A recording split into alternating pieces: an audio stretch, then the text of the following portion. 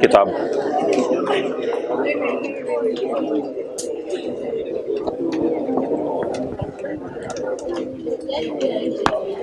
जी, सवाल दिए थे होमवर्क में, वो निकालिएगा।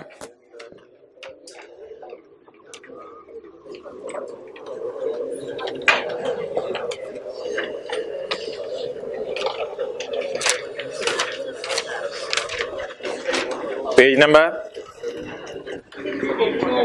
342।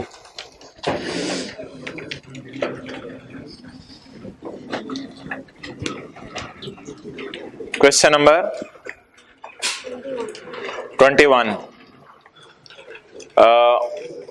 इसमें सारी एडजस्टमेंट्स टॉप वाली डिस्कस हो चुकी हैं। तकरीबन सारा सवाल डिस्कस हो गया हुआ है क्लास में। एक फुल फ्लैश सवाल आपने करना था। इसमें पॉइंट 3 था, पॉइंट 3, इसमें पॉइंट 3 था, two free buffet dinners coupons per month. Two में से 1 for Mukarram and 1 for his wife.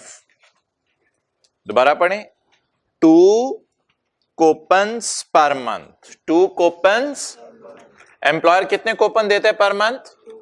2 coupons per month. किसको?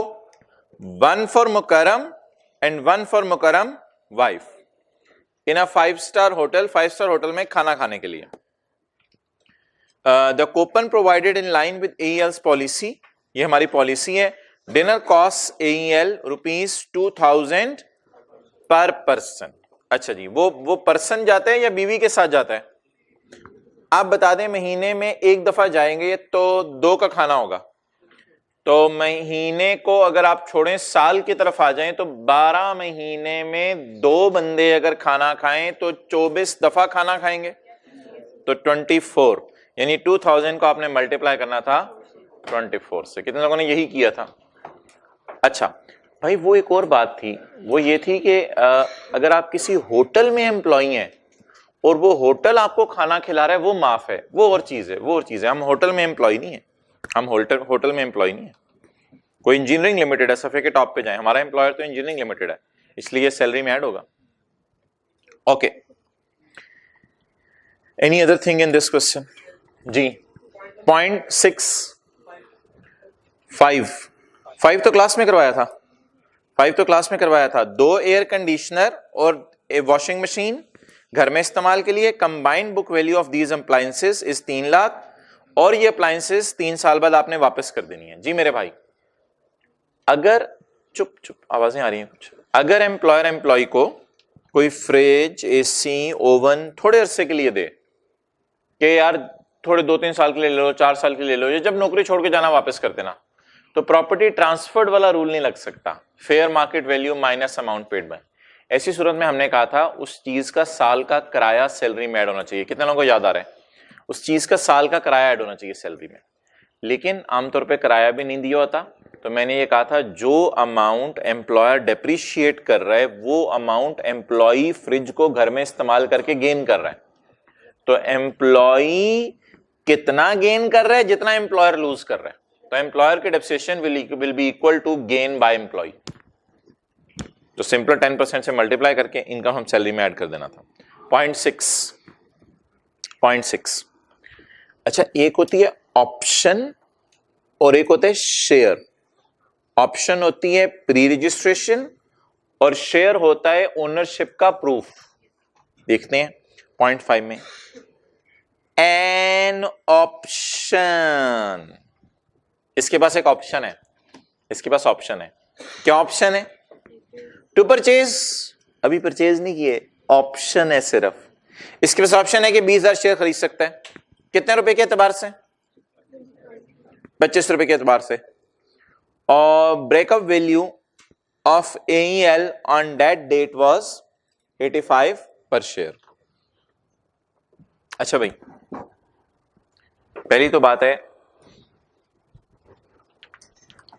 जिस वक्त ऑप्शन एक्सरसाइज करके हम शेयर परचेज करते हैं तो फॉर्मूला होता है fair market value of shares minus cost of share minus cost of right.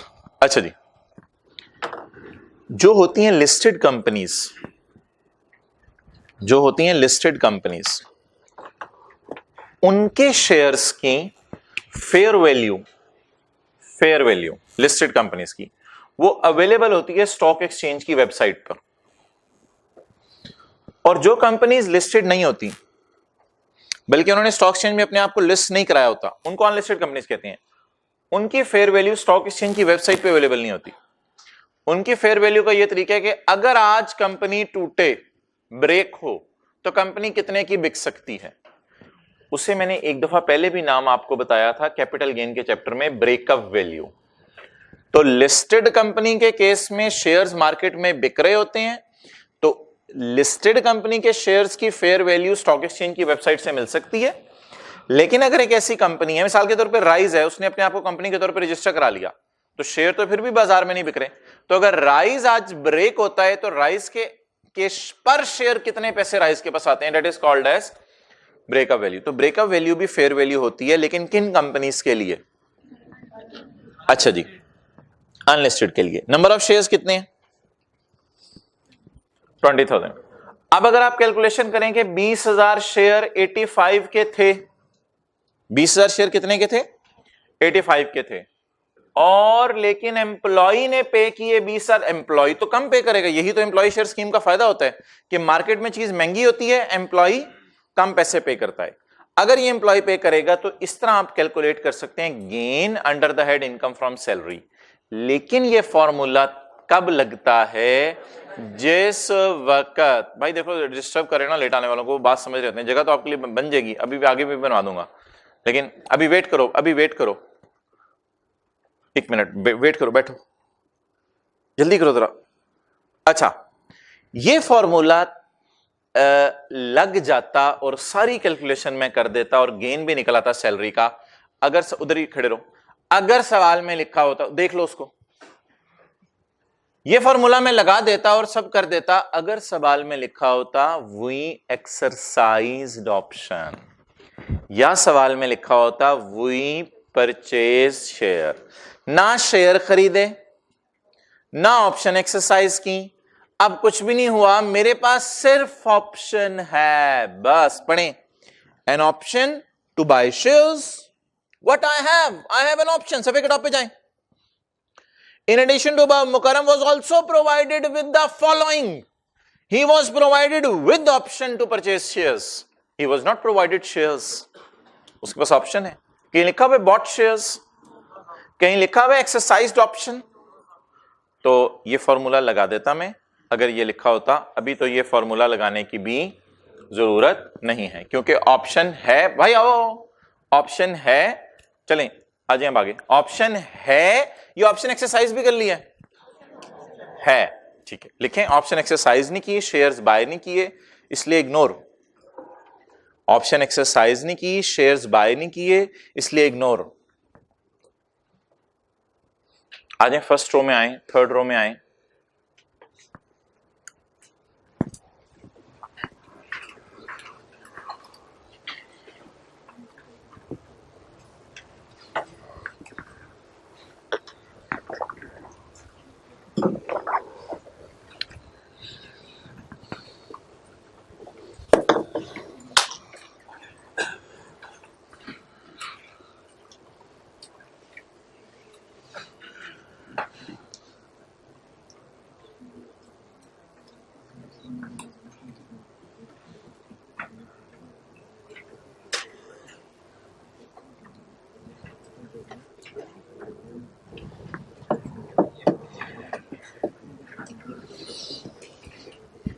जी भाई, एनीथिंग एल्स?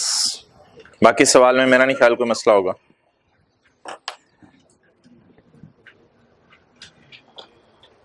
क्लियर?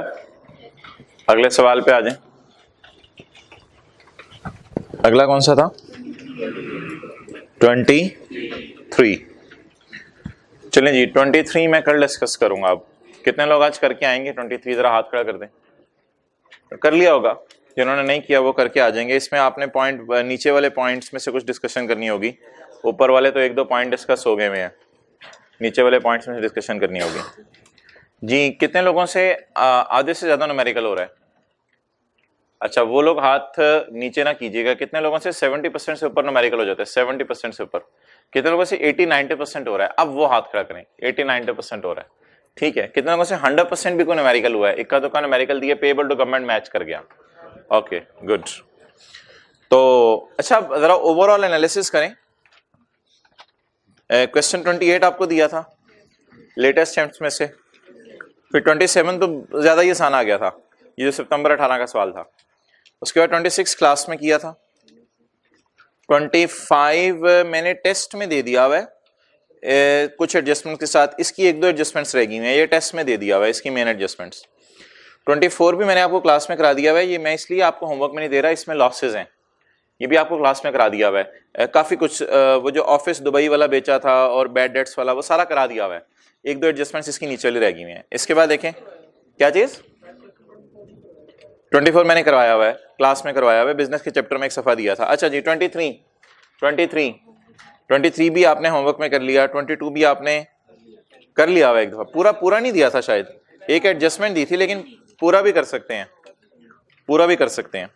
21, 20 ये आपके सामने है सारा। जी, कैसे सवाल आ रहे हैं पास पेपर में? ठीक आ रहे हैं, रीजनेबल आ रहे हैं। मेरे ख्याल से आधे से ज्यादा हो जाता है सवाल, और थ्योरी में कुछ सवाल पूरे भी हो जाते हैं बंदे के। थ्योरी जो पास पेपर की आती है उसमें कुछ सवाल बंदे के पूरे भी हो जाते हैं, तो इसलिए वहां से मार्क्स बंदा गेन कर लेता है। ओके, आ जाए जी जिथे दी।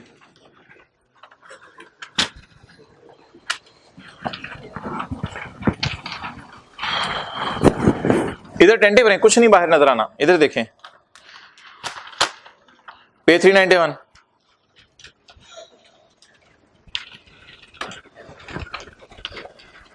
एसी चलाएं। पॉइंट नंबर 10 हो गया था। 11 भी अजीब सा पॉइंट है। There is no need to discuss this point. I think it is अजीब आपके सिलेबस के एतबार से, बट पढ़ लें। In case of supply of बिजली and gas by a distribution company, बिजली की मिसाल ऊपर भी होगी थी, गैस को फिलहाल अंडरलाइन कर लें। अगर गैस वाले गैस बेचें तो वो किस चीज पे टैक्स लगाएंगे, किस अमाउंट पे टैक्स लगाएंगे? न्यूमेरिकल नहीं आ सकता इसका। नंबर 1, टोटल अमाउंट बिल्ड, जो हमारे घर बिल आया, उस पे टैक्स लगाएंगे, इंक्लूडिंग प्राइस ऑफ, बिजली छोड़ें, इंक्लूडिंग प्राइस ऑफ गैस, वो जो जिसमें गैस की प्राइस है। कई दफा रेंट भी लेते होते हैं, लाइन रेंट के नाम से कभी रेंट भी लेते होते हैं। वो बिजनेसमैन को पता है, आपके घर में नहीं आता, लाइन रेंट भी लेते होते हैं। कई दफा बिजनेसमैन को कुछ जल्दी लगाने पे कमीशन भी ले लेते हैं गैस वाले। बिजनेसमैन को, जो बिजनेस के मीटर लगवाते हैं, उनको जल्दी लगवाने पे कमीशन भी लेते हैं। एंड कई दफा गवर्नमेंट कहती है कि टैक्स वाले, सुई गैस वाले बिजनेसमैन से, घर वाले कनेक्शन पे नहीं, बिजनेसमैन से कुछ और टैक्सेस भी इकट्ठे करें, जिन टैक्सेस को कहते हैं local, provincial and federal taxes. ओहो, इन सब को जमा करना है, फिर जो फिगर आएगी उसको वीओएस कहना है। यानी एक बिजनेसमैन है, उसका बिजनेस शुरू हुआ, अब वो आपसे पूछने आया है कि यार मैंने गैस के बिल पे टैक्स देना होता है, वो क्या मैं सही दे रहा हूं? तो आप उसे क्या कहेंगे, भाई गैस का बिल कितना बना, आपने कोई किराया पे किया है, लाइन रेंट वगैरह, वो कितना बना, आपने कोई बिजली जल्दी लगवाने का कमीशन दिया गैस वालों को, आपसे गैस वालों ने गैस के बिल में कोई और टैक्सेस डाले थे बीच में, उनको भी जमा करें। वो सारे जमा करके जो टोटल फिगर आएगी उस पे you are suppose to apply rate of 17%, but excluding the late payment surcharge, and sales tax तो ऑब्वियसली शामिल नहीं होता ना, वो तो छोड़ें। Excluding the late payment surcharge, जो आपको जुर्माना आया बिजली का बिल लेट पे करने पे या गैस का बिल लेट पे करने पे, उस पे आपने 17% नहीं लगाना। तो थ्योरी की हद तक इसे याद कर लीजिएगा, न्यूमेरिकल इंप्लीकेशन इसकी नहीं है। Point 12, in case of a taxable supply with reference to retail tax, इससे मुराद ना थर्ड शेड्यूल वाली चीजें हैं, वो जो रिटेल प्राइस पढ़ा था हमने लफ्ज, इससे मुराद थर्ड शेड्यूल वाली चीजें हैं। In case of taxable supply with reference to third schedule, आगे लिख लें, retail tax with reference to third schedule.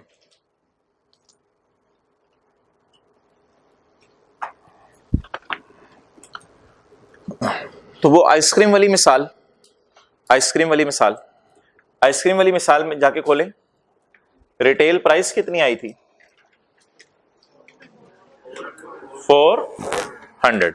पता नहीं क्यों मुझे तो समझ नहीं आई, रिटेल प्राइस की डेफिनेशन यहां रिपीट कर रहा है, पढ़ें।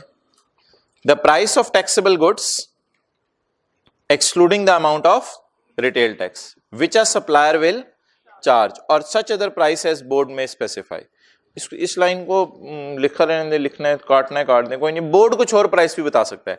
The price of taxable goods excluding the amount of retail tax. अच्छा, अजीब सा काम इसने किया है, इसने इस शेड्यूल वाली चीजों का नाम सेल्स टैक्स की बजाय रिटेल टैक्स रख दिया जी। कितना बना था 400 पे, और total.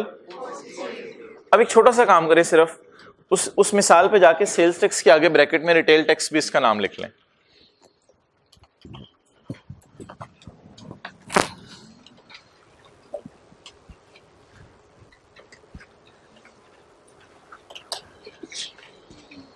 Okay, watch here. Tell me the price which a seller will charge to buyer excluding the amount of tax. That is called as retail price. उसकी डेफिनेशन हम पहले पढ़े हैं। That is called as, यहां इसने repetition में VOS में भी इसको डाल दिया, पता नहीं क्यों, हालांकि इसके लिए अलग लफ्ज है। क्या? Retail price. अच्छा जी, what is the price at which the supplier will charge this transaction to buyer excluding retail tax? दोबारा पढ़ें, पेज 391। the price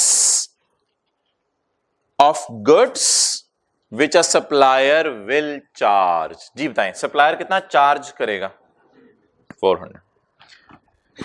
नहीं, excluding the amount of retail tax पूछ रहा हूं, दैट इज 400। ओके, अब revise करें जी 1 से लेके 12 तक, इधर ही रहें। अगर आपने आयरन बार्स बेची और बदले में आपको पैसे और जमीन आई, तो हमने कहा था आयरन बार्स की sale price will be VOS, याद आ रहा है? नेक्स्ट, अगर आपने जानने वाले को चीजें बेची तो open market price will be VOS। अगर आपने जनरल पब्लिक को चीजें बेची किस्तों पे लेकिन थोड़ा सा उसमें सरचार्ज ऐड कर दिया, तो सरचार्ज को इग्नोर करने, open market price will be VOS। अगर आपने ट्रेड डिस्काउंट पे चीजें बेची तो 2 शर्तें पूरी कर दें, डिस्काउंट बिल पे लिखा होना चाहिए और बिजनेस प्रैक्टिसेस के मुताबिक हो, तो discounted price will be VOS, ठीक है। 5, अगर कोई स्पेशल नेचर की ट्रांजैक्शन है तो ओपन मार्केट प्राइस। अगर चीजें इंपोर्ट की हैं, इंपोर्ट, तो यहां पे जुल्म होगा, जितने में आपने इंपोर्ट की हैं वो नहीं देखता। कस्टम वालों ने कीमत क्या लगाई, जमा इंपोर्ट, जमा कस्टम ड्यूटी, जमा फेडरल एक्साइज ड्यूटी, वो जो फिगर बनेगी उस पर 17% लगेगा। इट्स ओवर, न्यूमेरिकली यहीं तक आता है। आगे थ्योरी में आ सकते हैं सवाल, तो वो देख लेते हैं। आगे थ्योरेटिकल चीजें हैं। अगर एक बिल बनाए, उस बिल की अमाउंट पे मसला आ रहा है, तो वैल्यूएशन कमेटी बना दें, वो बता देगी व्हाट इज VOS। पॉइंट 8, अगर चीजें एग्जेम्प्ट दी लेकिन अल्टीमेटली टैक्सेबल है, और मैंने आपको बताया था अगला बंदा अनरजिस्टर्ड, बड़ी डिटेल से बात हुई थी, तो फिर पूरे टायर्स की वैल्यू 6000 पे रेट लगा था। और पॉइंट 9 में क्या था, दोनों रजिस्टर्ड थे, तो इसलिए 1000 पे रेट लगा था। तो ये भी कोई इतना इंपॉर्टेंट नहीं है, थ्योरी में भी कभी नहीं आया पास पेपर में, न्यूमेरिकल तो दूर की बात, थ्योरी में भी नहीं आता, न्यूमेरिकल में तो आ ही नहीं सकता। 10 और 11, इसको मैं रिपीट कराना मुनासिब नहीं समझता। 10 और 11 में जिन चीजों पे लगाना है वो अलग है, जिन चीजों को एक्सक्लूड करना है वो अलग है। 12 मैंने आपको बता दिया आइसक्रीम की मिसाल में, इसका नाम एक और रख लें, रिटेल टैक्स। 68 ओके। अच्छा भाई, अगला सवाल यह है कि एक दुकानदार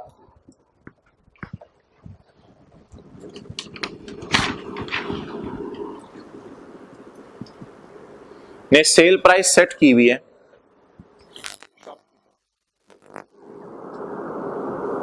शॉपकीपर ने सेल प्राइस सेट की हुई है एक चीज की, मिसाल के तौर पे एसी की, चलो भाई 20,000। गवर्नमेंट कहती है यार कोई चक्कर है, तुम बाहर के मुल्क से आके पाकिस्तान की जो है वो इंडस्ट्री खराब कर रहे हो, एसी इतने सस्ते नहीं होते, लगता है तुम्हें बाहर से किसी ने पैसे भेजे हैं, तुम ऐसी गड़बड़ कर रहे हो, इतनी सस्ती चीज पाकिस्तान में तुम बेच रहे हो, कोई फॉरेन फंडिंग है तुम्हारी, हमने तुम्हें मानते, हमारी नजर में तुम्हारी VOS है 25,000, ये एसी कम से कम 25,000 का होना चाहिए। क्लियर? किसी बंदे के लिए गवर्नमेंट उसकी सेल प्राइस फिक्स कर देती है, अब वो 20,000 पे बेच रहा है, बेचे, टैक्स किस पे लगेगा? 25,000 पे लगेगा। कल कला को इसी ने 26 पे बेच दिया जिसके लिए गवर्नमेंट ने 25 फिक्स किया हुआ था, फिर गवर्नमेंट कहती है कोई नहीं, वो तो तुमने जितने का बेचा 26 वो ठीक है, फिर हमारी वाली छोड़ो, फिर वो जो जितने का तुमने बेचा, ये दोनों बातें पढ़े। ऊपर वाली बात नॉर्मल है, नीचे वाली पे हंसना है। द बोर्ड मे फिक्स, हालांकि सेल प्राइस डिसाइड करना किसका काम है? दुकानदार का अपना, दुकानदार का अपना। फीस कितनी रखनी है कॉलेज का डिसीजन है, गवर्नमेंट ना बताए, बट यहां पे बोर्ड जबरदस्ती करे। The board may fix the value of any imported goods or the board may fix the value of any taxable sale. Please लिखा करें इस लॉ में, इस लॉ में चीजें लिखेंगे तो याद रहेंगी। टैक्सेबल सेल, सेल हमारी है लेकिन उसकी कीमत कौन डिसाइड करेगा? Board. And may fix different values for different classes of same type of goods. आगे हंसने, if the sale is made at a higher value, अगर सेल उससे भी ऊपर कर दिया आपने, देन फिक्स बाय बोर्ड, जो कि बोर्ड ने फिक्स की थी, the value shall be the actual price. फिर एक्चुअल प्राइस कितनी है वो बताएं, एक्चुअल प्राइस कितनी है वो बताएं। तो ये भी न्यूमेरिकली कैसे आएगा, बस थ्योरी में ही आ सकता है। तो बोर्ड किसी भी चीज की वैल्यू फिक्स कर सकता है, लेकिन अगर हमने बोर्ड की फिक्स की हुई से ऊपर सेल कर दी,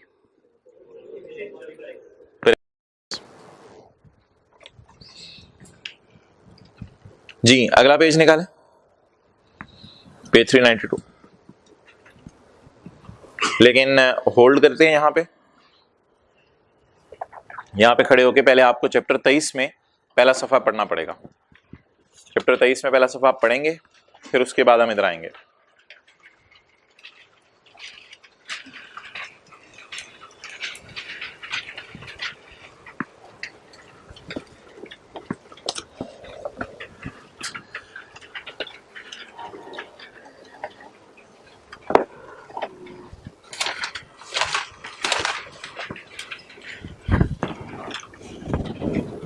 रूल 4, ये रूल्स हैं। रूल 4 सिर्फ पढ़ना है हमने। रूल 4 क्या है? रिक्वायरमेंट ऑफ रजिस्ट्रेशन, किसने अपने आप को सेल्स टैक्स में रजिस्टर करवाना है। भाई इसमें ना रिक्वायरमेंट ऑफ रजिस्ट्रेशन में इनकम टैक्स ने किसने टैक्स देना होता है? जिसकी साल की इनकम 4 लाख से, या जिसकी इनकम फ्रॉम प्रॉपर्टी 2 लाख से ज्यादा हो, या जो डिविडेंड इनकम कमा रहा हो, उन लोगों ने अपने आप को सेल्स टैक्स में, इनकम टैक्स में रजिस्टर करवा के टैक्स जमा करवाना होता है। सेल्स टैक्स में किसने है और यानी किस किस दुकानदार की सेल पर टैक्स लगता है, आज हम इसकी बात करने लगे हैं। उसमें सबसे पहले हम शुरू करते हैं मैन्युफैक्चरर्स से। मैन्युफैक्चरर्स को देखेंगे, होलसेलर्स को देखेंगे, रिटेलर्स को देखेंगे, सबके रूल अलग अलग हैं। मैन्युफैक्चरर में बड़ा सिंपल सा रूल है, मैन्युफैक्चरर और रिटेलर इन दोनों में बड़ा सिंपल सा रूल है। बड़े बड़े मैन्युफैक्चरर्स और बड़े बड़े रिटेलर्स ने अपने आप को सेल्स टैक्स में रजिस्टर करवाना है, और छोटे छोटे मैन्युफैक्चरर्स और छोटे छोटे रिटेलर्स ने अपने आप को सेल्स टैक्स में रजिस्टर नहीं करवाना। बड़े बड़ों से शुरू करते हैं। होंडा बड़ा मैन्युफैक्चरर है, इसलिए होंडा जो है वो 100 वाली गाड़ी आपको 117 की बेचता है, यानी 30 लाख वाली गाड़ी 35 लाख 10 हजार की बेचता है। लेकिन ये जो बंदे सड़क पे कारपेट बेचते हैं, ये जो बंदे सड़क पे कारपेट बेचते हैं, ये लोग क्या करते हैं, ये लोग 100 वाला कारपेट 100 का बेचते हैं। क्यों? इसलिए कि ये छोटे मैन्युफैक्चरर हैं, इनको गवर्नमेंट पकड़ती भी नहीं, कुछ कहती भी नहीं, बल्कि इनके ऊपर रूल 4 की रोशनी में सेल्स टैक्स में रजिस्टर करवाना अपने आप को बाइंडिंग ही नहीं है। अब बड़े और छोटे की डेफिनेशन हम पढ़ चुके हैं, वो हमने एक डेफिनेशन पढ़ी थी कॉटेज इंडस्ट्री। इसका मतलब है जिस मैन्युफैक्चरर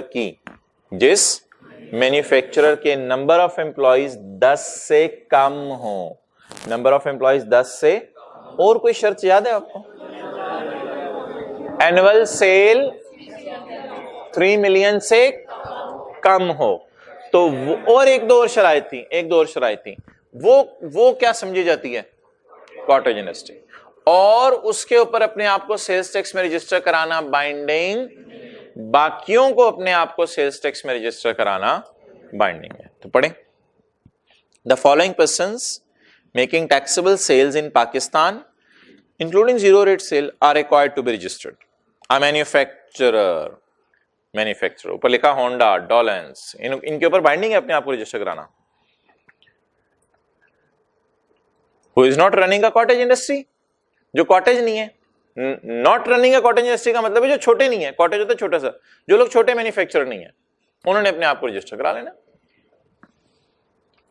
सफे के टॉप पे लिखे, carpet seller on road is a cottage industry. Carpet seller is a cottage industry. So he will not get himself registered. वो अपने आप को रजिस्टर नहीं कराएगा।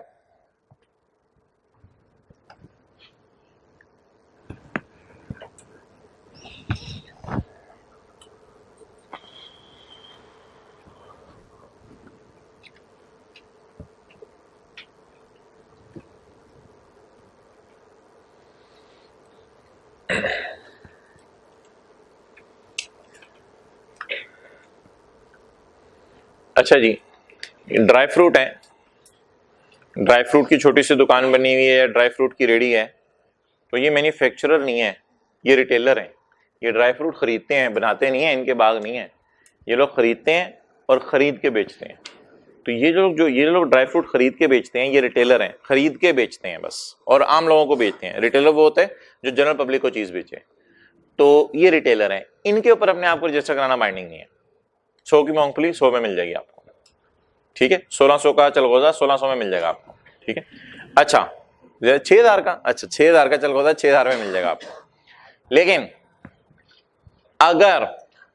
अगर ये रिटेलर, मिसाल के तौर पे आप ठोकर पे चले जाए मेट्रो कैश एंड कैरी, वहां से आप कहें मुझे खुश्क फल चाहिए, ड्राई फ्रूट, तो फिर ऐसी सूरत के अंदर भाई वहां पे आपको ड्राई फ्रूट जो है सेल्स टैक्स के साथ वाले खरीदने पड़ेंगे, बिकॉज वो ऐसे रिटेलर हैं जो बड़े रिटेलर हैं and they are required to be registered. तो रिटेलर्स दो किस्म के हो गए, बड़े छोटे। लेकिन यहां कॉटेज वाला लफ्ज चूज नहीं करना, यहां क्राइटेरिया कुछ और है। यहां क्राइटेरिया है, जैसे देखिए ना, प्रॉपर्टी इनकम में क्राइटेरिया था 2 लाख से ऊपर भी कमाए तो टैक्स देना है, लेकिन जब बिजनेस अदर सोर्स में हम आए तो वहां था 4 लाख से ऊपर कमाए। डिविडेंड में कोई शर्त नहीं थी, चाहे 2 रुपया डिविडेंड कमाए टैक्स देना है। अब मैन्युफैक्चरर के लिए रूल है कॉटेज इंडस्ट्री, यानी नंबर ऑफ एम्प्लॉइज भी कम हो, सेल भी कम हो। रिटेलर्स के लिए सिर्फ एक रूल है, ना नंबर ऑफ एम्प्लॉइज का है ना और कोई कंडीशन है, सिर्फ एक कंडीशन है, सेल। अगर रिटेलर की साल की सेल 5 मिलियन से ज्यादा है तो ये बड़ा रिटेलर है, अगर रिटेलर की साल की सेल 5 मिलियन से कम है तो ये छोटा रिटेलर है। तो छोटे रिटेलर्स के ऊपर आपको चीज सस्ती मिल सकती है, बड़े रिटेलर पे वही चीज सेल्स टैक्स डाल के महंगी मिल सकती है। इन सारी चीजों को ना आपने प्रैक्टिकली भी अप्लाई करना नहीं शुरू करना, क्योंकि प्रैक्टिकली और भी बड़ी इंप्लीकेशन है सेल्स टैक्स की, तो नीम हकीम खतरा जान वाला हिसाब होगा। तो ये जो मैं बातें कर रहा हूं आप प्रैक्टिकली आज जाके देखें, बिल वो अच्छा नहीं सर ने ये कहा था ये हो रहा है, ऐसा बिल्कुल नहीं आपने करना सेल्स टैक्स में। अ रिटेलर, क्योंकि अब पूरा लॉ नहीं आपने पढ़ा हो ना, a retailer whose value of supplies, whose value of sale in any period during the last 12 months exceed 5 million. Clear? Salary वाला वो जो बिजनेस वाले थे 4 लाख से ऊपर पे टैक्स जमा कराना था, प्रॉपर्टी वालों ने 2 लाख से ऊपर पे टैक्स जमा कराना था, डिविडेंड वालों ने 2 रुपए भी कमाए तो टैक्स जमा कराना था। अब एक ऐसी कैटेगरी है जिसके लिए सेल की भी लिमिट नहीं, कोई लिमिट नहीं, वो बंदा 1 रुपए की भी ट्रांजैक्शन करेगा, उसने अपने आप को रजिस्टर कराने। ऐसे लोग हमारे लॉ में 2 हैं, importer, wholesaler, dealer, distributor.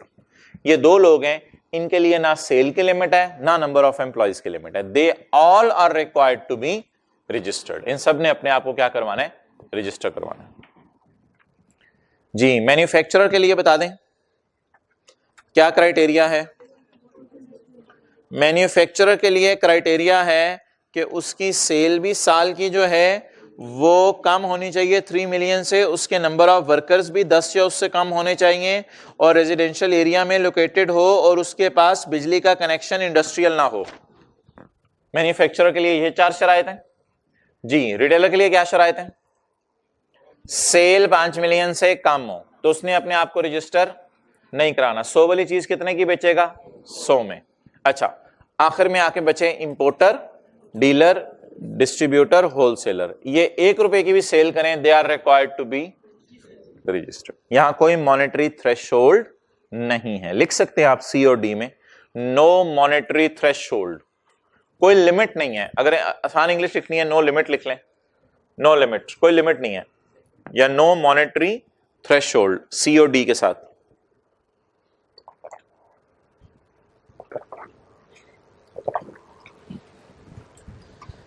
Next ई,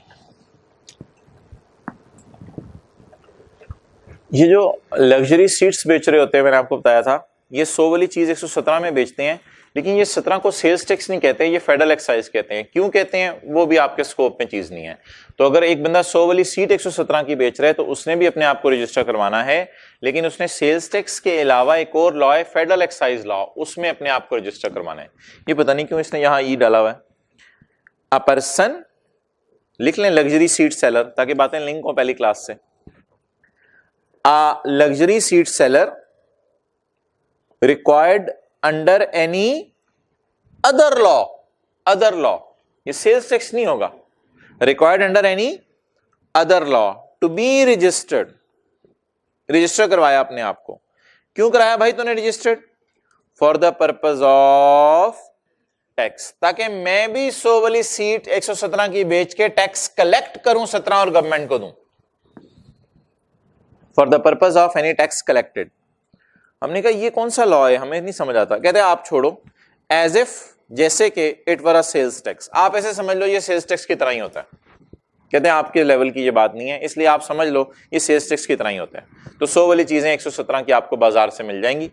तो ये लग्जरी सीट्स वाला है जो अपने आप को करवा रहा है। पॉइंट एफ, एक्सपोर्टर को क्या फायदा है। एक्सपोर्टर को मैंने आपको बताया था, एक्सपोर्टर को यह फायदा होता है कि एक्सपोर्टर अगर गवर्नमेंट उससे खुश होती है तो कई दफा टैक्स वापस कर देती है। ठीक है, न्यूमेरिकल्स में इसको पढ़ेंगे, और मुझे अच्छी तरह याद है जो मैंने न्यूमेरिकल सॉल्व किया पिछली क्लास में, 0 रेट का रिफंड निकाला था एंड पे। ठीक है, तो एक्सपोर्टर से गवर्नमेंट खुश होती है और उसे टैक्स वापस करती है, क्योंकि एक्सपोर्टर बेचारे को पता नहीं होता टायर खरीदते, टायर को मैंने इस्तेमाल कहां करना है, तो वो टायर खरीद लेते हैं, खरीद के टैक्स पे कर देते हैं। लेकिन जब गाड़ी बेचते हैं तो गाड़ी पे गवर्नमेंट कहती है बाहर के मुल्क बेच रहे हो टैक्स ना लगाओ, तो वो टायर की खरीद पे टैक्स पे किया होता है, और गाड़ी खरीदने पे आउटसाइड बंदे से टैक्स ले नहीं सकता। तो जब वो 30 लाख वाली गाड़ी 30 लाख में बेचता है बांग्लादेश, तो गवर्नमेंट उससे कहती है वो जो तुमने टैक्स दिया हुआ था टायर खरीदते हुए तो टैक्स पे करते हैं, और बेचते हुए रिकवर। इसने लाख रुपए वाले टायर 1,17,000 में खरीदे होंगे, और 30 लाख वाली गाड़ी 35,10,000 की बजाय 30 लाख में बेची होगी। तो ऐसी सूरत में इसे क्या मिलना चाहिए, रिफंड मिलना चाहिए। लेकिन ये मैं मिसाल आपको दे गया हूं मैन्युफैक्चरर एक्सपोर्टर की, टायर खरीद के गाड़ी बना रहा है। पॉइंट एफ में कौन से एक्सपोर्टर की बात हो रही है, कमर्शियल एक्सपोर्टर और मैन्युफैक्चरर एक्सपोर्टर में क्या फर्क होता है। मैन्युफैक्चरर एक्सपोर्टर बना के बेचते चीजें, और कमर्शियल खरीद के बेचता चीजें, बनी बनाई चीजें खरीद के बेचता है। ठीक है, आप कमर्शियल एक्सपोर्टर बन सकते हैं, आपके लिए मैन्युफैक्चरर एक्सपोर्टर बनना मुश्किल है, मैन्युफैक्चर के लिए फैक्ट्री खोलनी पड़ेगी। आप कमर्शियल एक्सपोर्टर बन सकते हैं, 2-4 चीजें कहीं से खरीदें और बाहर के मुल्क में एक्सपोर्ट कर दें। कमर्शियल एक्सपोर्टर बनना तो बड़ा आसान है। कमर्शियल एक्सपोर्टर हैं या मैन्युफैक्चरर एक्सपोर्टर हैं, मुझे बताएं आपको क्या बेनिफिट है? आपको सेल्स टैक्स गवर्नमेंट खुश होकर क्या कर दिया करेगी? जब गवर्नमेंट वापस किया करेगी तो अपने आप को रजिस्टर कराना जरूरी है या नहीं? हाँ जरूरी है। असल में एक्सपोर्टर्स ने कहा गवर्नमेंट हम अपने आप को रजिस्टर नहीं कराएंगे।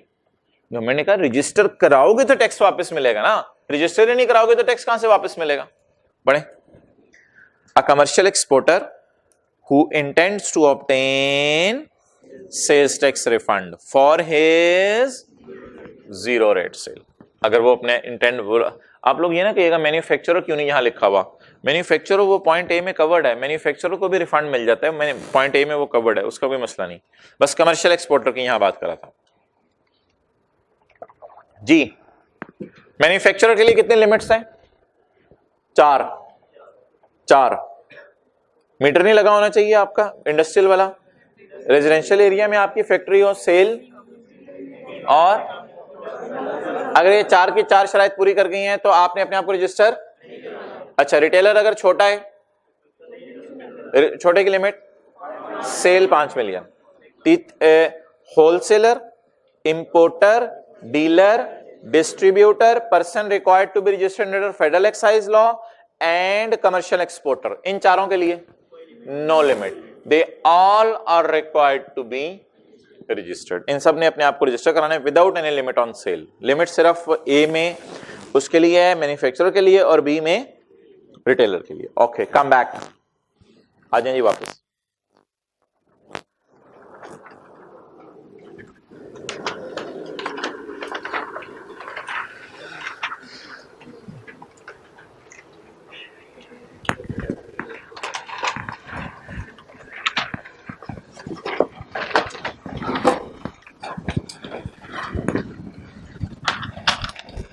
स्कोप ऑफ टैक्स कहते हैं वो काफी दिन से हम टैक्स पढ़े हैं, डेफिनेशंस खत्म हो गई हैं, मैं आपको बताना भूल गया था रेट कितना है। कहते हैं मैं आपको रेट बता दूं, sales tax shall be charged at 17%। कहते हैं आज मैं आपको बताता चलूं सेल्स टैक्स, स्कोप सेक्शन का नाम है scope. Sales tax shall be charged at a rate of 17% of value of taxable sale of car, लिख लेना कुछ नहीं होता। Taxable sale of car made by Honda,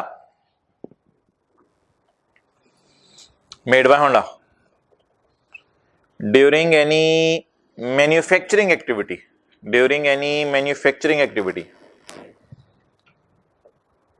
carried on by him.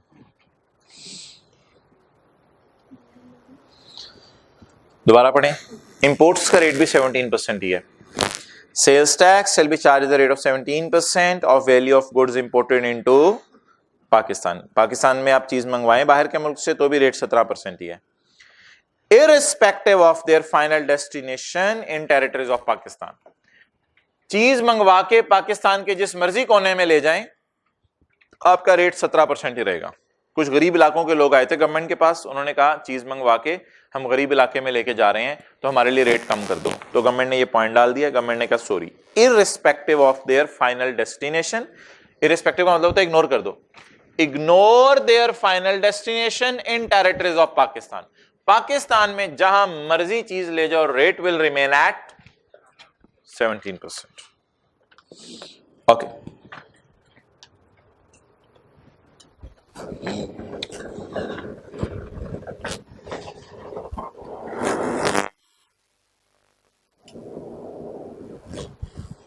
जी भाई, एक साहब है वायर सेलर, तारें बेचते हैं।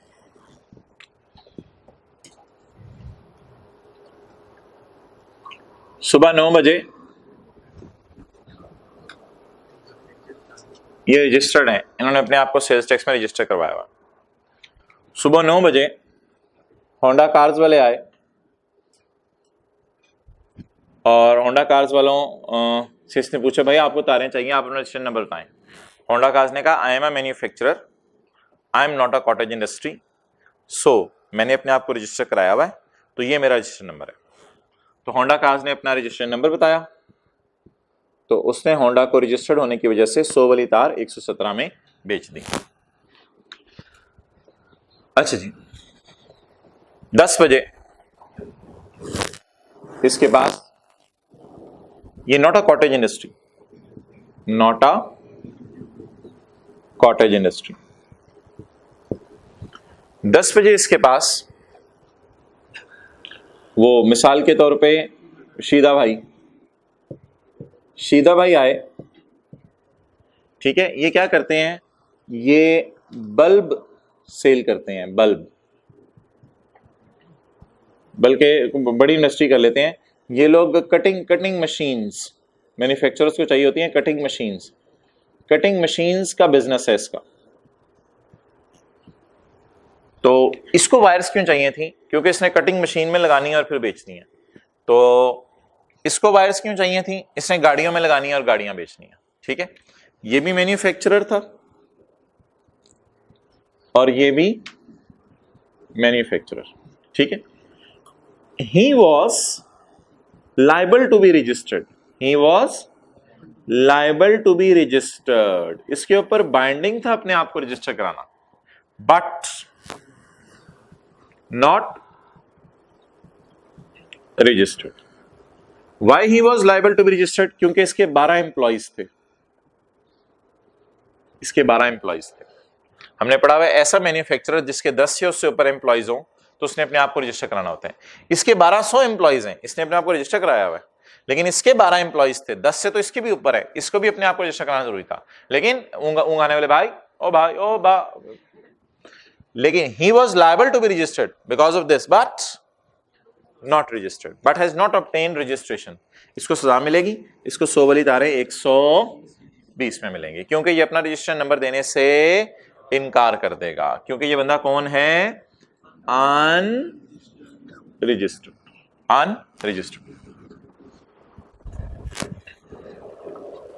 11 बजे एक और मैन्युफैक्चरर आया जो बल्ब बनाता था। भाई तुम्हें क्यों तारे चाहिए, भाई बल्ब के अंदर जोड़नी है, अच्छा चलो ले जाओ। ये कॉटेज इंडस्ट्री है, छोटी सी इंडस्ट्री का मतलब ये है कि इसने 100 वाली चीज, छोटी सी इंडस्ट्री का मतलब ये है कि इसके नंबर ऑफ एम्प्लॉइज 10 से कम हैं, इसकी सेल जो है वो 3 मिलियन से कम है और बाकी शराइत भी पूरी हो रही है। तो ये छोटी सी इंडस्ट्री है, इसके ऊपर भाई को जुल्म ना करें। ये he will not provide registration number। आप इससे पूछेंगे तेरा क्या रजिस्ट्रेशन नंबर है, he is unregistered, but he is not liable to be registered though he is unregistered। दो का मतलब होता है अगरचे, he is unregistered but he is not liable to be registered। क्यों, कॉटेज इंडस्ट्री। तो फिर इसको 100 वाली चीज कितने की बेच दें, 117 की। नहीं 100 में नहीं बेचनी, किसी को भी 100 में नहीं बेचनी, सेल्स टैक्स सब पे लगता है। इसको 100 वाली चीज कितने की बेचेंगे, 117 की। ये बायर्स हैं, ये सेलर है। अच्छा जी,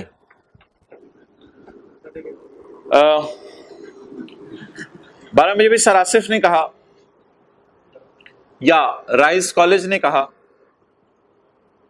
कि we are in need of wires, हमें वायर्स की जरूरत है।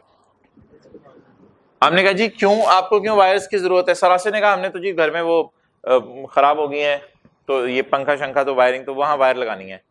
तो और कॉलेज वालों ने भी कहा कि यार हमने तो ये वायरिंग शायरिंग करनी है, बस इसलिए मांग रहे हैं।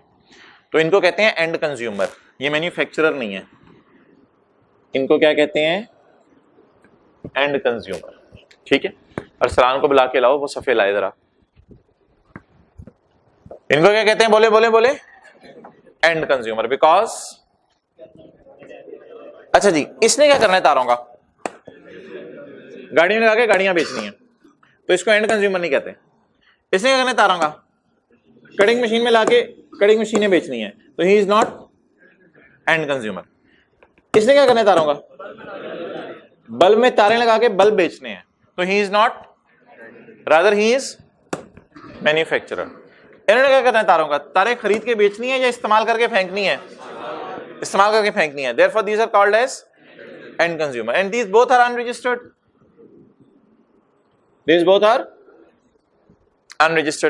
but हम इनको मुर्दे इल्जाम नहीं ठहरा सकते कि तुम अनरजिस्टर्ड क्यों हो। सामने भाई बैठे हैं, इस वक्त रिकॉर्डिंग कर रहे हैं क्लास की, मैं इनको कहूँ आपने क्लास में एनरोलमेंट नहीं कराई हुई, ठीक है भाई, मैंने क्यों करानी थी एनरोलमेंट? तो देखना पड़ता है ना सिनेरियो, देखना पड़ता है। मैं इनको कहूँ भाई आप क्लास में बैठे हुए हैं, मादरत आप मुझे चेक कराएं आपने फीस कहाँ जमा कराई है। जी बातें कर रहे हैं, I am not liable to be registered, मैंने अपने आपको एनरोल करवाना ही नहीं, ठीक है। ऑफिस बॉय आया पानी लेके, मैं कहूँ नहीं प्लीज आप पानी ना लाएं, आप दिखाएं आपने फीस जमा कराई है, फीस जमा कराई तो क्लास में आए, वरना आप मेरे से जाएं। I am not liable to be registered, वो इंग्लिश बोलेगा, इंग्लिश मारेगा, वो कहेगा I am not liable to be registered, मैं क्यों अपने आप को रजिस्टर करवाऊं? अच्छा जी, अब आप रिक्वायर्ड टू बी रजिस्टर्ड की लिस्ट पढ़ के आए हैं, उसमें कॉलेज आया कहीं? पहले में मैन्युफैक्चरर था, दूसरे में रिटेलर था, फिर आगे wholesaler, dealer, importer, commercial exporter और कोई एक अजीब सा था, उसमें कहीं कॉलेज था, तो college is not liable to be registered. अच्छा, उस लिस्ट में कहीं प्रोफेशनल्स थे, they are liable to be registered, they are not liable to be registered. ये डायग्राम ढूंढो, ये कॉपी करवा के लानी है, ढूंढो सफों में होगी, बैठो। They are not liable to be registered, इसलिए हम इनको 100 वाली चीज कितने की बेचेंगे? 117 की। क्लियर? ये कॉपी होके भी आपके पास आ रहे, मुझे पॉइंट अगला वाला पढ़ने दें। भाई ऐसा क्यों है, आप क्यों आए हो? रश पड़ गया, उसको साथ लेके हद होगी। पॉइंट नंबर 1 नहीं पढ़े, ये सुबह कॉपी करा के लाओ सबके लिए, ये वाला इधर 120 लिख दो ब्लैंको से। ओहो रहने दो यार, छोड़ो करें, नोट करें जी। You have 1 minute. हाँ yes 1 minute, 60 seconds are enough for this. You have 1 minute to note it down.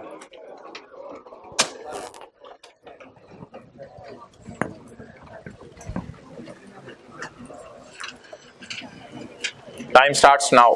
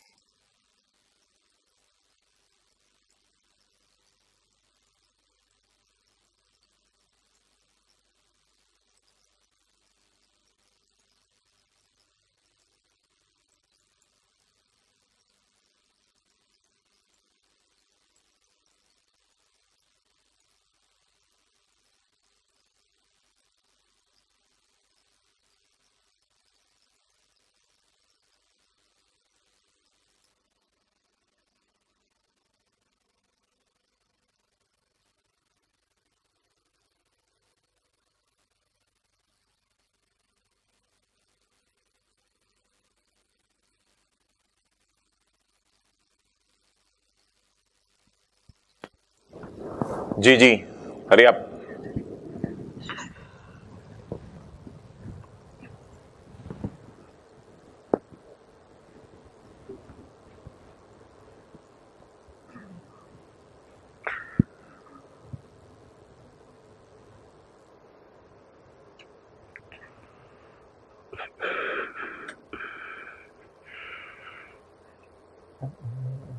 Note कर लिया, हाथ खड़ा करें, नोट कर लिया।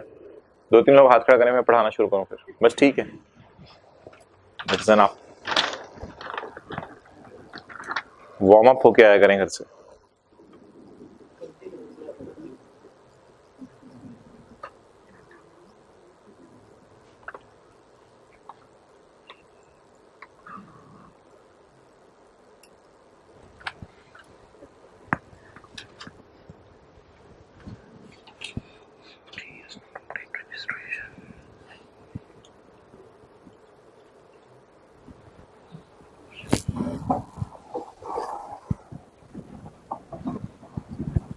ओके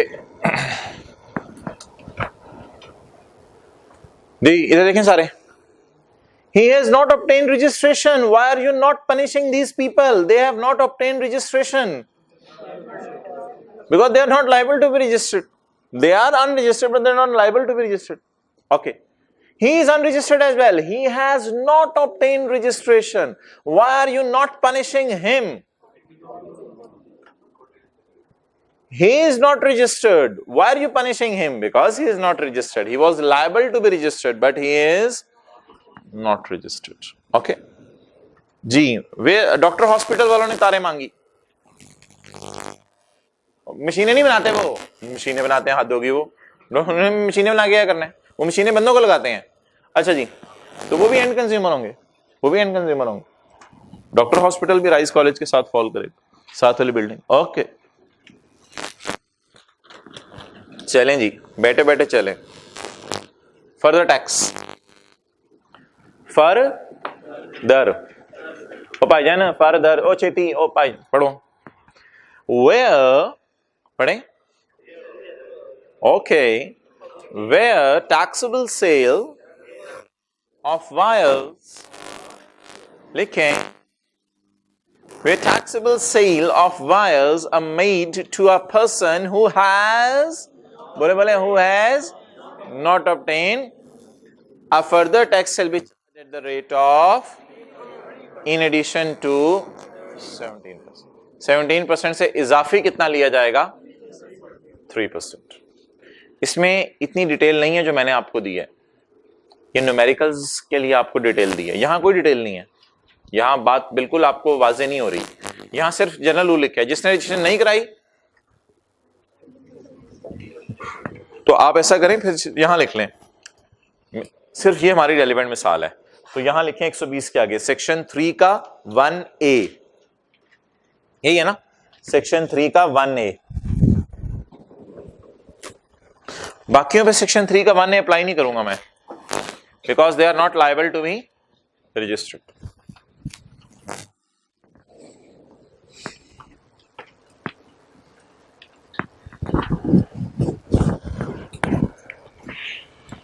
अच्छा सेल्स टैक्स साथ साथ याद करें, जरा हाथ खड़ा करें। अच्छा एक चीज नोट किया, जो लोग साथ साथ याद करें हैं, बात लिखी होती है, एंड पे लिखा होता है फेडरल गवर्नमेंट जब बोर्ड कुछ और भी कह दे लोगों के लिए तो ऐसा हो जाएगा। ये बहुत ज्यादा बात लिखी हुई है सेल्स टैक्स में, बात करने के बाद जब आप याद कर लेते हैं आखिरी लाइन एक और लिखी होती है, फेडरल गवर्नमेंट अगर चाहे तो फला बंदे के लिए रूल बदल दे। क्लियर? अच्छा जी, अब नीचे एक लिस्ट है 1 से लेके 9 तक, ये अगले सफे पे भी है, अगले सफे पे भी है, 1 से लेके 12 तक ये लिस्ट है। ये लोग ऐसे हैं, ये लोग ऐसे हैं जो शायद इस कैटेगरी में फॉल कर रहे हैं, लेकिन इनके ऊपर रेट कितना लगेगा? 117, यानी इसकी एक्सेप्शंस हैं लायबल टू बी रजिस्टर्ड, और रजिस्टर भी नहीं कराया हुआ अपने आप को, लेकिन गवर्नमेंट इनको क्या कर रही है? रिलैक्स कर रही है। इसकी एक्सेप्शंस है, इसकी एक्सेप्शंस है। They are liable to be registered, लेकिन ये लोग ढीठ है, अपने आप को रजिस्टर नहीं करवा रहे, गवर्नमेंट भी इन्हें छूट दे रही है। खैर है, इन पे 117 नहीं लगेगा। पढ़े दोबारा, federal government may specify sale on which further tax shall, federal government बता देगी चीजें जिन पे फर्दर टैक्स नहीं लगना। अच्छा, फेडरल गवर्नमेंट वो चीजें बता चुकी है और गलती से आईकैप ने वो आपके सिलेबस में डाल दी है, या आईकैप से गलती हुई है, गलती से आईकैप ने वो आपके सिलेबस में डाल दिया है। हमें इससे कंसर्न नहीं होता है ये क्या हो रहा है, एक्सेप्शंस हमारे सिलेबस में नहीं होनी चाहिए, जनरल रूल्स हमारे सिलेबस में होने चाहिए। जब आप प्रैक्टिस में जाएंगे तब आप एक्सेप्शंस खुद ही उस वक्त देख लेंगे। एनएसआरओ, गवर्नमेंट एक ऑर्डर देती है, उसको एसआरओ कहते हैं, एसआरओ को कहते हैं गवर्नमेंट ऑर्डर, ठीक है। एनएसआरओ provides following list of persons on which this further taxes, वो जो ऊपर लाइन लिखी है ना, फेडरल गवर्नमेंट में स्पेसिफाई पर्संस, वो स्पेसिफाई वाले नीचे लिस्ट आ गई है। इसमें मैं आपको क्या, इलेक्ट्रिसिटी एनर्जी आप कहेंगे पीछे भी आ रहा था, तो पीछे और इधर फर्क बताना पड़ेगा, छोड़ने पड़े। Natural gas, motor oil, diesel oil, jet fuel, goods sold by retailers to end consumers, supply of second hand worn clothing and other worn articles, लंडा बाजार, fertilizers, supplies by steel melters, re-roller, कुछ 4-5 याद कर लीजिएगा, कुछ 4-5 याद कर लीजिएगा, बस इतने काफी हैं, कुछ 4-5-6 याद कर लीजिएगा। आ जाएं जी अगले सफे पे।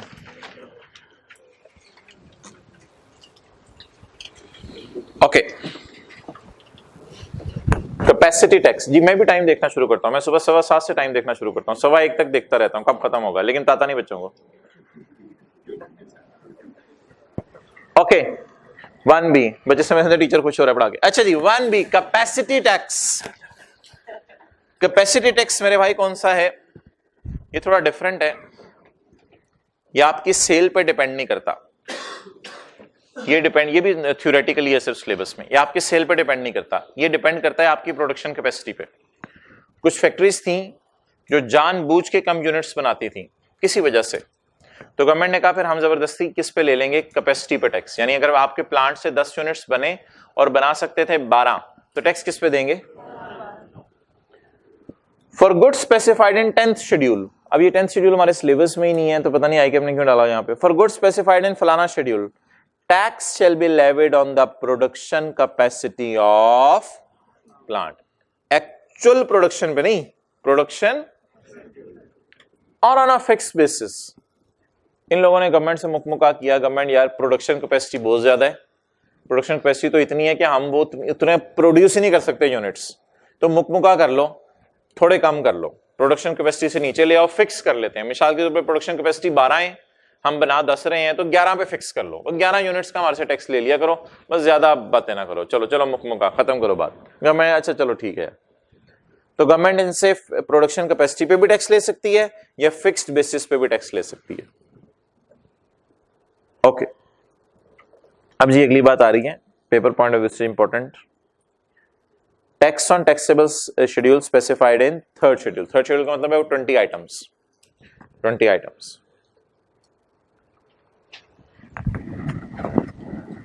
अच्छा जी 20 जो आइटम्स हैं, जिसमें हमने शू क्रीम, टूथब्रश, ये इस तरह की चीजें पढ़ी थी हमने सारी, बॉटल्स पढ़ी थी और जूसेस पढ़े थे। ये जो 20 चीजें हैं, इन 20 चीजों के लिए क्या रूल है? ये 20 चीजें इनके ऊपर बाइंडिंग है कि मैन्युफैक्चरर प्राइस इंपोज करेगा, पढ़ा था हमने पहले। और इन चीजों पे आप देख भी सकते हैं, पानी की बोतल है सिर्फ आपके पास, तो उसको भी आप देख सकते हैं कि उसमें मैन्युफैक्चरर ने प्राइस इंपोज की हुई है। पढ़े,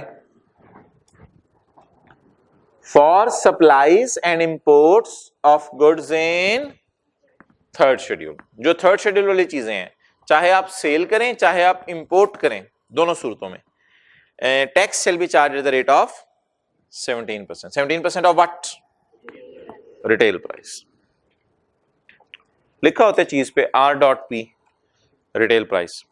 the retail price and sales tax shall be legibly prominently indelibly, पक्का यानी मिट ना सके, प्रिंटेड और embossed by manufacturer or importer on each article, each packet, each container, each package, each cover, each label। एक एक आइटम पे लिखा होता है, एक एक आइटम पे। ये नहीं कि पानी की बोतलें हैं उसके बाहर एक डब्बा डब्बे पे लिखा हुआ है, हर पानी की बोतल पे अलग अलग लिखा हुआ है। ओके, अल्लाह अकबर। Federal government can exclude or include any things from 3rd schedule. Federal government चाहे 3rd शेड्यूल में चीजें डाल दे, चाहे 3rd शेड्यूल से चीजें निकाल दे।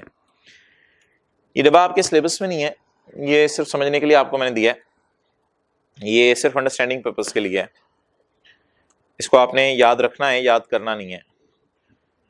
अच्छा भाई 3rd शेड्यूल वाली चीजें और other taxable items listed in 3rd schedule, ये कौन से हैं? 19 पिछले साल थे मादरत, अब 20 हो चुके हैं, तो फेडरल गवर्नमेंट ने एक दो चीजें और डाल दी हुई हैं। 20 items only which are listed in 3rd schedule. लेकिन other taxable items, all items other than 20 means thousands of items। अब फर्क क्या है? एक काम कर लेते हैं, 3rd शेड्यूल वाली पे लिख देते हैं आइसक्रीम और टैक्सेबल वाली पे लिख देते हैं कार। 3rd शेड्यूल वाली पे आइसक्रीम लिख लें, टैक्सेबल पे कार लिख लें। क्लियर? अच्छा या अगर आपके मिसाल कोई लेवल पे देनी है तो पानी की बोतल भी लिख सकते हैं 3rd शेड्यूल वाले पे, और टैक्सेबल में एसी लिख सकते हैं, कोई भी लिख सकते हैं आप मिसाल। अच्छा जी, अब इन दोनों में फर्क क्या है? पहला फर्क, चार्जिंग ऑफ टैक्स। ये जो 3rd शेड्यूल वाली चीजें हैं इनके लिए लफ्ज यूज होगा रिटेल प्राइस, और जो बाकी चीजें हैं इनके लिए लफ्ज यूज होगा value of supply. Retail price के आगे लिखें, रिटेल प्राइस की डेफिनेशन हमने पढ़ी थी 27 में, 27 पेज 389 पे 27 में, और VOS के आगे लिखें, इसको हमने पढ़ा था 46 में, 46 पॉइंट डेफिनेशंस का। अच्छा जी, अगला फर्क बताएं, आइसक्रीम पे प्राइस इंबोस हुई होती है? नहीं, उसके डब्बे पे हुई होती है। अच्छा, आइसक्रीम पे प्राइस इंबोस हुई होती है? यस।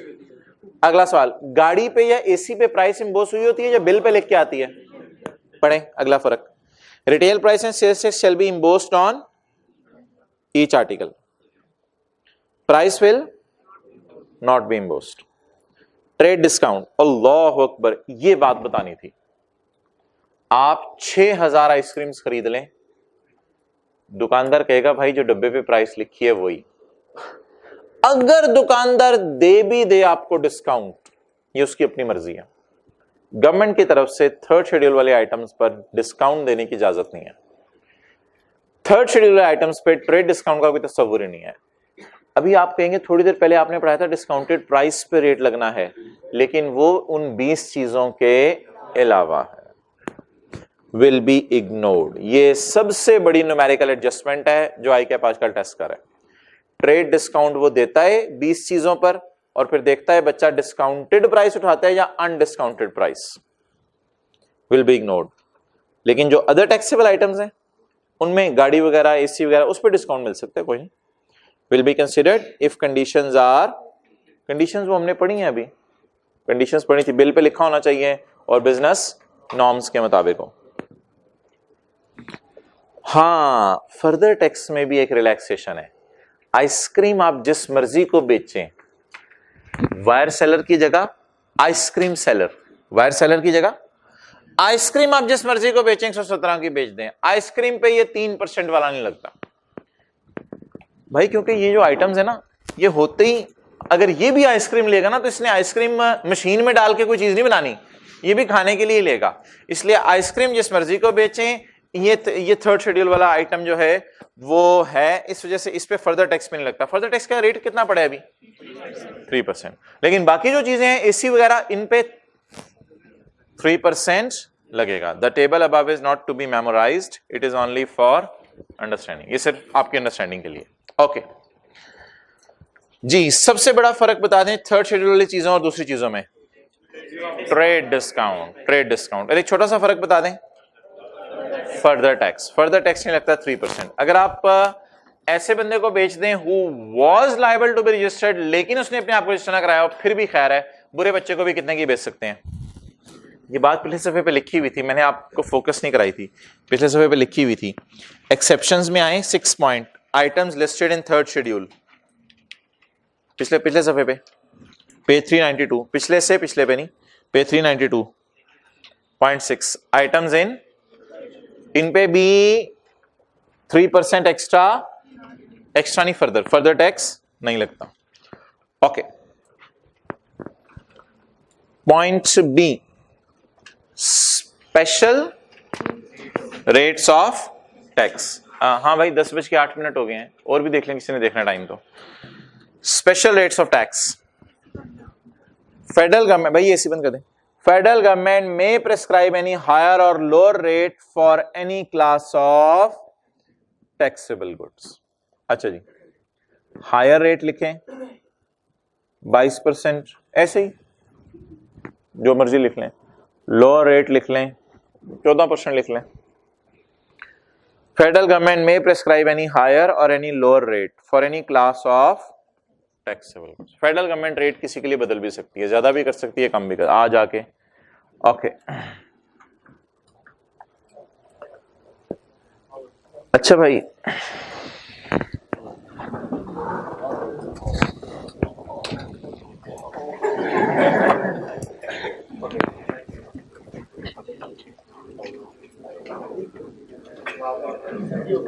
मैं कुछ सोच रहा था अजीब लोग आ रहे हैं आजकल। Page 423, question 52, page 423, question 52। Under the Sales Tax Act 1990, taxable activity means any economic activity carried on by a person whether or not for profit। आप उसे कहेंगे इतना सा तो मैंने याद किया होता, ये तो मैंने लिखना था, ये तुमने लिख दिया। अच्छा चलो सवाल पूछो अपना। You are required to specify activity that are included and that are excluded. जी, जाएं ढूंढें टैक्सेबल एक्टिविटी में क्या चीजें आती हैं क्या नहीं आती हैं। ये आपने कल याद करके लिखी थी ना डेफिनेशंस, तो उसी कॉन्टेक्स्ट में मैं बात कर रहा हूं। पेज 388 जी, टैक्सेबल एक्टिविटी पहली लाइन आपने याद की हुई थी, वो उसने खुद लिख दी उधर, इसलिए पहली लाइन की तो अब जरूरत नहीं रही। इंक्लूडेड वाली बताएं कौन सी हैं? A B C D. Exceptions हैं दो, एम्प्लॉयर एम्प्लॉय को हमने एक्सेप्शन में डाला था और प्राइवेट रिक्रिएशनल हॉबी इसको हमने एक्सेप्शंस में डाला था। तो इंक्लूडेड भी पूछ रहे हैं और एक्सक्लूडेड भी पूछ रहे हैं। Okay, over.